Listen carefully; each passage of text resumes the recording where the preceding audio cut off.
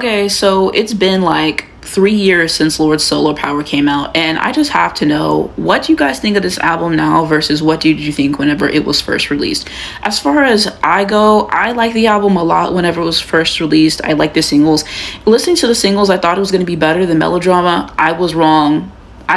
That's all I can say in regards to that. But when I first heard the album, I did my little reaction to it. I thought that this is a really good album. I think there's a lot of good songs on here. I liked Solo Power the song, Stone at the Nail Salon. I like the deluxe tracks, Helen of Troy, Hold No Grudge. Oceanic Feeling was a great way to close out the standard edition of this album. I thought it was interesting to kind of hear Lorde do like slower or more mid-tempo songs, and I just kind of like the pace of this album. Secrets from a Girl Who's Seen It All, I really enjoyed that one. The Man with the Axe. I thought this was a really good album. I thought this was a really good album.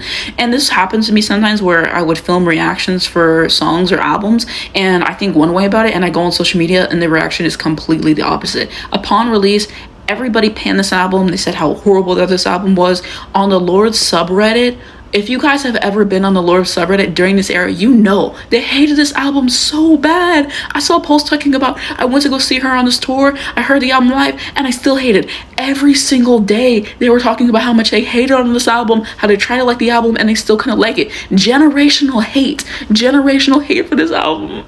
Oh my god.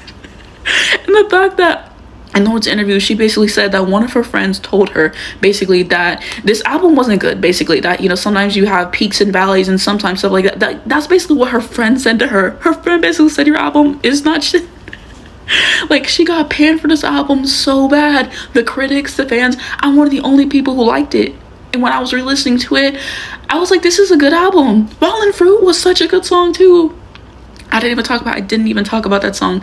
But I just want to know what you guys think. Did you hate it when it was first released? Do you like it now? Have you always hated it? I just have to know, because yes, this is probably Lorde's worst album. We can all agree on that point. I think it's a good album still.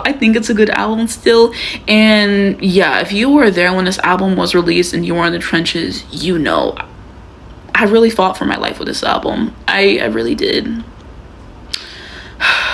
Lorde is such a good artist, and I'm excited for her next album. I hope that it gets better received and stuff than this album did. I think the Girl's So Confusing remix, I think that hopefully gave Lorde a little bit of confidence, like I can still put something out that gets people talking, that people still like, because that was a whole trend. Let's work it out on the remix and like all the memes and all that stuff like that.